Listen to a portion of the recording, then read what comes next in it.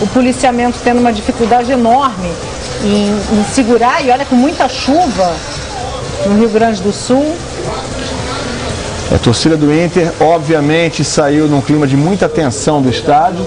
Estava vencendo a partida por 1-0 no primeiro tempo. A Ponte Preta empatou no segundo tempo e, com o resultado, o Inter voltou para o Z4. Está com o mesmo número de pontos do Vitória, que é o 16º colocado, mas o Inter, nos critérios de desempate, já nos gols marcados, está em desvantagem com o Vitória. A gente vai continuar vendo aí um pouquinho das imagens de confronto que aconteceram agorinha há pouco lá em volta do estádio Beira-Rio. Veja aí. E a gente ouve esse barulho, provavelmente de bombas. Então vamos falar agora com o nosso repórter Wagner Martins, que está lá nessa cobertura. Wagner, o que você conta pra gente? As coisas já estão um pouco mais calmas? Bom, a primeira informação, pessoal, é que Celso Roth não é mais técnico do Internacional. Ele acaba de ser demitido pelo vice-presidente de futebol, Fernando Carvalho. A situação ela continua muito tensa por aqui. Chove muito neste momento aqui, aqui no estádio Beira-Rio, aqui em Porto Alegre.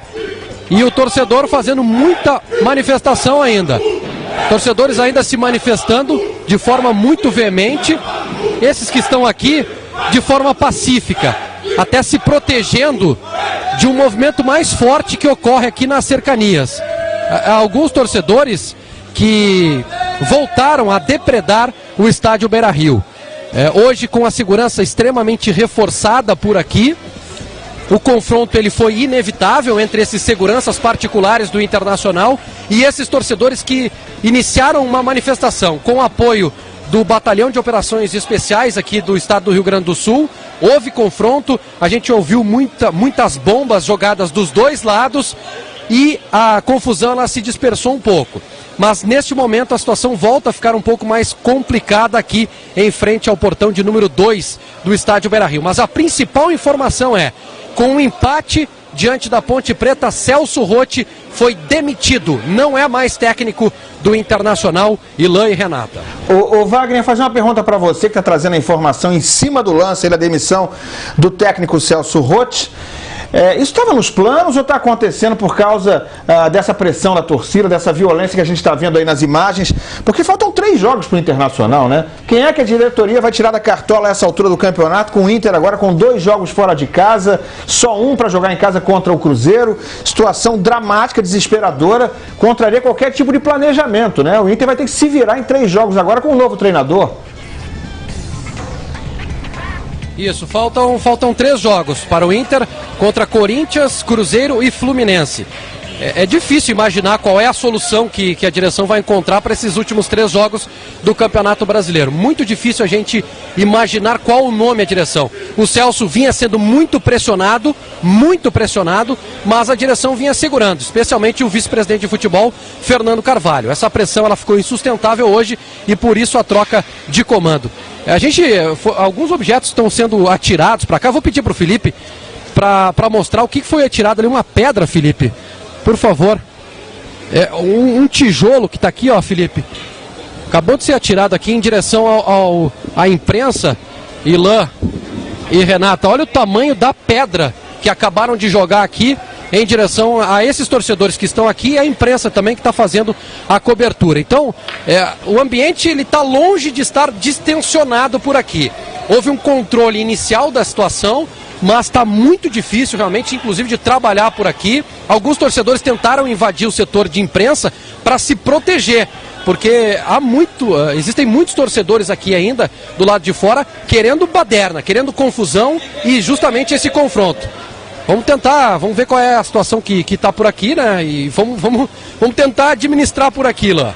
Martins, a Renata, eu gostaria de entender melhor, eu não conheço tão bem o Beira-Rio, então eu queria entender exatamente onde é que estão esses torcedores que estão fazendo esse confronto, que estão jogando, inclusive, esse tijolo praticamente que você viu aí, onde é que vocês estão, até que ponto vocês estão protegidos, os outros torcedores, famílias, porque muita gente vai com filho pequeno e tudo mais, como é que está essa situação aí, onde está exatamente esse perigo? Vou pedir para o Felipe tirar a câmera, Felipe. A gente vai tentar caminhar aqui, Renata. A gente está em frente ao setor de entrada de imprensa. Felipe, por gentileza, mostra aquela placa ali, ó. Setor de imprensa, é a entrada aqui. mas a confusão ela fica aqui no entorno. Ó. Há um corre-corre neste momento pro lado da Avenida Padre Cacique. A gente, na verdade, Renata, é difícil a gente imaginar, porque esse setor aqui, que é o setor do Portão 2, onde normalmente transitam aqui dirigentes e jogadores, esse setor ele foi isolado. Os jogadores agora saem por uma passarela que eu vou tentar mostrar com o Felipe aqui, ó. Felipe, por favor, essa passarela que fica ali em cima, ó, aquela passarela ali é onde passam os jogadores. Aquele pano branco de fundo, ele não existia, foi colocado aqui há alguns meses, depois dos resultados negativos do Internacional. Então esse setor aqui, ele é um setor simbólico. Hoje é o Portão 2, mas na década de 80, década de 90, o Internacional, quando sofreu muito com resultados negativos, esse portão era o Portão 8 do antigo estádio Beira-Rio. Era um local de protestos do torcedor do Internacional quando o Inter perdia jogos importantes, era desclassificado de competições, enfim. Era isso que acontecia, o protesto aqui. Então a gente tem esse ambiente aqui, que aqui nesse momento aqui, ele é tranquilo. Mas nas cercanias do estádio Beira-Rio a gente tem informações de muita confusão, de muito quebra-quebra ainda desses torcedores do Internacional. Ok, Wagner. Ok, a gente viu aí na imagem, enquanto você falava, a gente capturou a imagem do nosso repórter cinematográfico, né?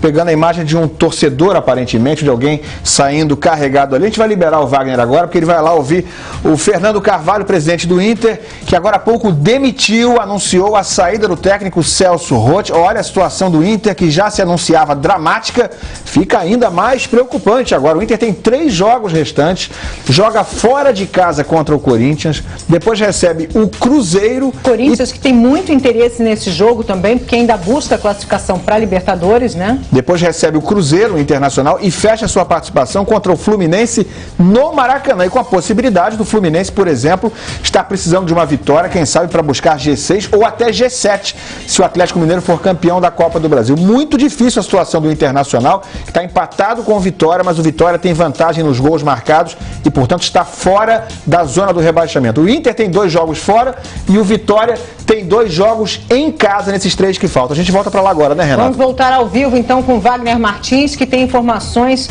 ali do vice-presidente Fernando Carvalho. Vice-presidente de futebol do Internacional, Fernando Carvalho, o senhor confirma que Celso Roth não é mais o técnico do Inter? Sim, de comum acordo, nós definimos que o Celso terminou sua participação nesse processo atual do Internacional.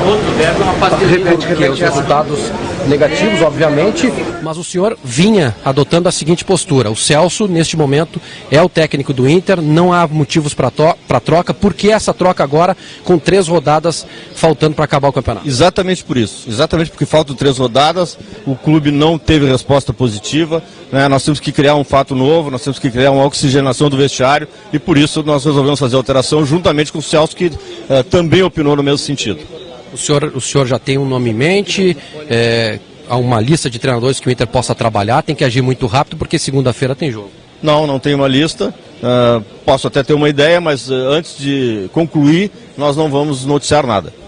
O senhor usou a expressão fato novo, isso é a última vez que foi usado aqui, teve uma consequência muito ruim para o Inter. Fato novo resolve uma situação como essa? Sei que eu tenho me expressado errado, Zé. Fato novo. O que nós queremos mesmo é manter o apoio do torcedor, né, e trazer uma oxigenação nova para o nosso vestiário, que a troca de treinador sempre traz. Mas agora, presidente, falta um jogo apenas para o Inter dentro de casa no Campeonato Brasileiro. Agora é o momento. Eu relutei, eu não gosto de fazer alterações, mas entendi, juntamente com meus companheiros de diretoria, que era o momento, juntamente com o Celso também. Manter o apoio do torcedor é uma coisa complicada. O estádio está sendo depredado pela indignação do torcedor aí fora, que está em conflito permanente com a segurança do clube e com a Brigada Militar. O torcedor colorado, ele já deu demonstrações de que ele apoia o seu clube, que é um apaixonado como eu, e eu tenho certeza que logo após o jogo terá essa reação, mas que virá junto conosco. O senhor busca um perfil de um técnico nesse momento com identificação com o Internacional, talvez um ex-ídolo que tem uma penetração forte na torcida? Eu vou anunciar, talvez amanhã, quem será o treinador. Obrigado. Vice-presidente de futebol do Internacional, Fernando Carvalho, diz que ainda não conversou com ninguém e que pretende anunciar o novo técnico do Inter nesta sexta-feira. Ok, Wagner Martins, que está lá de plantão pra gente aqui ao vivo no Central Fox, vai trazer muito mais informações lá direto do Beira-Rio. Acabou de ouvir o vice-presidente Fernando Carvalho. Celso Roth não é mais o técnico do Inter, disse o vice-presidente que essa era a hora, mesmo faltando apenas 3 jogos, com o Inter tendo 2 partidas fora de casa ainda no Campeonato Brasileiro para tentar se salvar. Vamos ver então como é que foram os gols lá no Beira-Rio no empate em 1-1. Primeiro tempo, 12 minutos, gol do Inter. Após o Matheus Jesus ficar pedindo falta na intermediária, o Valdívia tocou para o Anderson e correu para o meio da área para completar o cruzamento. Valdívia com a pontinha do pé ali, tocou esperto no cantinho, 1-0 Inter. Estava tudo indo muito bem a essa altura do campeonato. A vitória era fundamental, essencial para o Internacional essa noite. Mas aí veio a Ponte Preta aos 11 do segundo tempo, olha ali, com o Beira-Rio cheio. O Cleison cruzou na cabeça do Antônio Carlos e subiu livre e empatou o jogo, calando o Beira-Rio. O Inter ainda teve aí cerca de 37 minutos mais para tentar resolver a parada, fazer mais um gol, mas não conseguiu. Terminou assim, 1-1 Internacional e Ponte Preta. Daqui a pouquinho, a qualquer momento, a gente volta para o Beira-Rio ao vivo, com nova repercussão, com novas cenas, se houver novas cenas de descontentamento da torcida, que você já viu aqui, que criou tumulto depois do empate dentro de casa. E Celso Roth caiu. Celso Roth foi confirmado, agora está fora do Internacional. Vamos ver então um jogo muito esperado nessa rodada também, Atlético Mineiro, que recebeu o Palmeiras, o líder do campeonato. Vamos lá. Aos 20